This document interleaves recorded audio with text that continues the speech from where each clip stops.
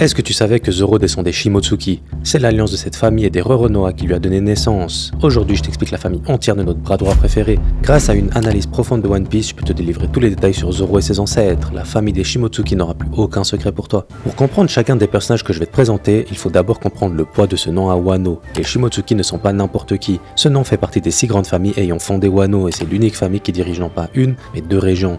À Wano, depuis plus de 1000 ans, la famille Kozuki est la plus haute hiérarchie du pays et le chef de la famille porte le titre de shogun. En dessous du shogun se trouvent les daimyo. Ce sont les chefs des familles annexes qui exercent leurs autorités sur des régions bien précises. Les Shimotsuki dirigent les régions d'Akumai et de Ringo. Mais ce n'est pas tout. En plus d'être une famille respectable ayant permis à Wano de durer dans le temps, l'ancêtre le plus lointain qu'on connaisse est celui qui a non seulement protégé mais aussi sauvé Wano à une époque très sombre de l'histoire, Shimotsuki Ryuma.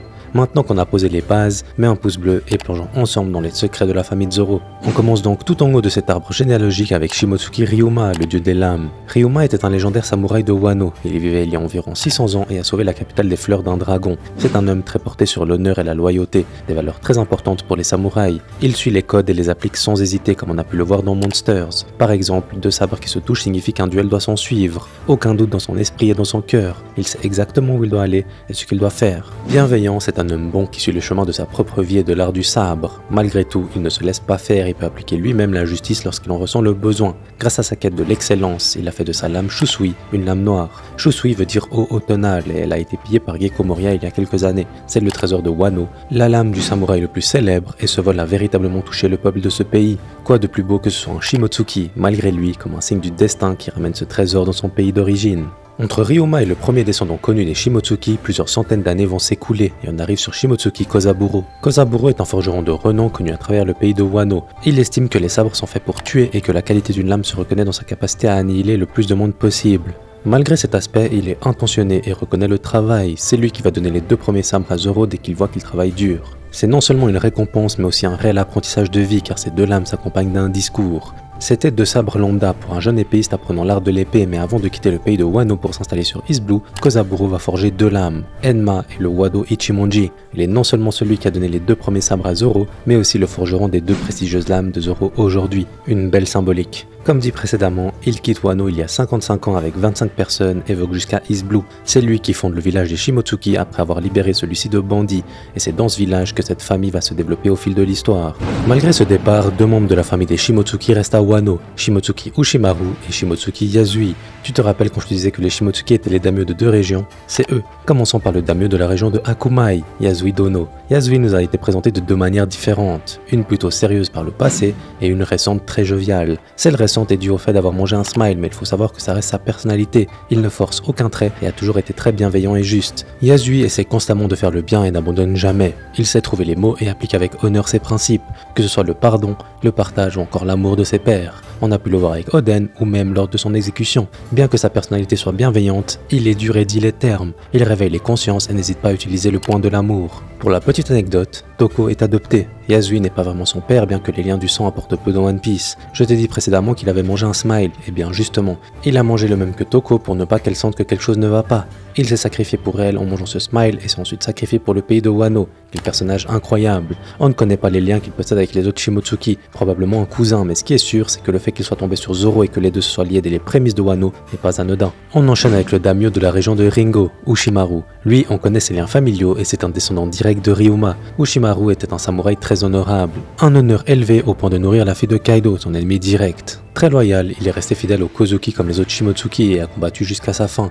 Il croyait en la prophétie d'Oden mais attendre 20 ans était bien trop long pour lui. Il se devait de combattre pour protéger son pays. Ushimaru était le maître de Onimaru, le renard transformé en moine qui reprend Shusui à Zoro. C'est ce lien qui a permis à Onimaru de protéger toutes les tombes et les sables de Wano pour permettre aux alliés d'avoir assez de lames 20 ans plus tard. Bien qu'il ressemble comme 2 gouttes d'eau à Zoro, Ushimaru n'est pas son père. Il est son grand-oncle, en d'autres termes, le frère de sa grand-mère. Shimotsuki Furiko. Furiko fait partie des personnes étant parties de Wano en direction d'East Blue. Elle était aux côtés de Kozaburo, nous n'avons que sa silhouette, la voici.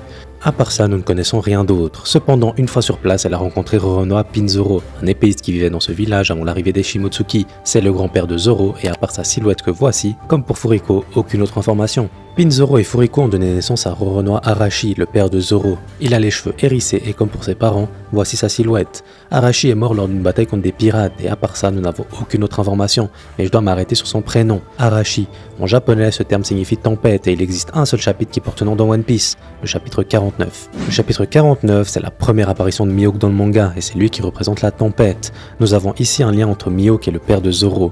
Attention, je ne pense pas que Mihawk soit son père, surtout qu'Oda nous dit qu'il est mort. Mais en plus de ce lien, regardez bien la silhouette. C'est louche. Arashi a rencontré Terra, la mère de Zoro. C'est la fille d'un bandit de East Blue. Voici sa silhouette. Terra meurt d'une maladie et comme pour les autres, aucune information de plus, mais cette famille possède une particularité amusante. Le nom des grands-parents et des parents de Zoro sont tous reliés au jeu de dés. Furiko signifie la personne qui lance les dés, Pinzoro est le terme utilisé lorsque 2 1 sont obtenus avec 2 dés, Arashi désigne le résultat identique de 3 dés, et enfin Terra, c'est la commission facturée par un bookmaker à un joueur. En gros, les intérêts. Vous savez quel personnage dans One Piece est très marqué par le jeu de dés? Fujitora, à vos théories. Avant d'analyser notre bras droit préféré Zoro, il nous reste quelques Shimotsuki à voir. Si jusqu'ici tu apprécies la vidéo, alors abonne-toi et mets un pouce bleu. Merci pour la force et c'est parti pour le fils de Kozaburo, Shimotsuki Koshiro. C'est le maître du dojo de Isshin, tu te rappelles forcément de lui. Toujours souriant et bienveillant, il a un contrôle parfait sur ses émotions et ne les laisse jamais transparaître. Même dans la tragédie, il est très terre à terre et considère que les femmes épéistes ne peuvent pas être au niveau des hommes. C'est cette croyance qui domine les esprits dans le village des Shimotsuki et plus généralement à Wano.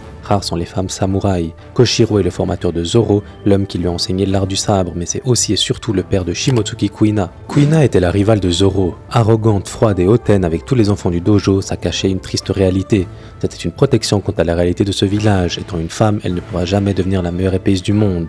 Elle regrette de ne pas être née en tant qu'homme et bien qu'elle surclasse tous les enfants du dojo, dont Zoro, elle n'est pas heureuse. Après un duel face à Zoro et une promesse entre eux, Kuina va s'éteindre. Avant de passer à son rival, il faut parler de sa ressemblance avec Tashigi. C'est son portrait craché en termes de personnalité, d'objectif et de physique, mais ce n'est pas tout. Les deux portent le nom d'un oiseau qui ne vole pas, et quand Oda a reçu une question qui interroge sur ces deux personnages dans le SBS du tome 16, il répond « Ce n'est pas parce qu'un oiseau ne vole pas aujourd'hui qu'il ne volera jamais », marquant un potentiel avenir prometteur pour Tashigi. On passe au principal intéressé de la vidéo, Roronoa Zoro. Est-ce que tu le connais parfaitement?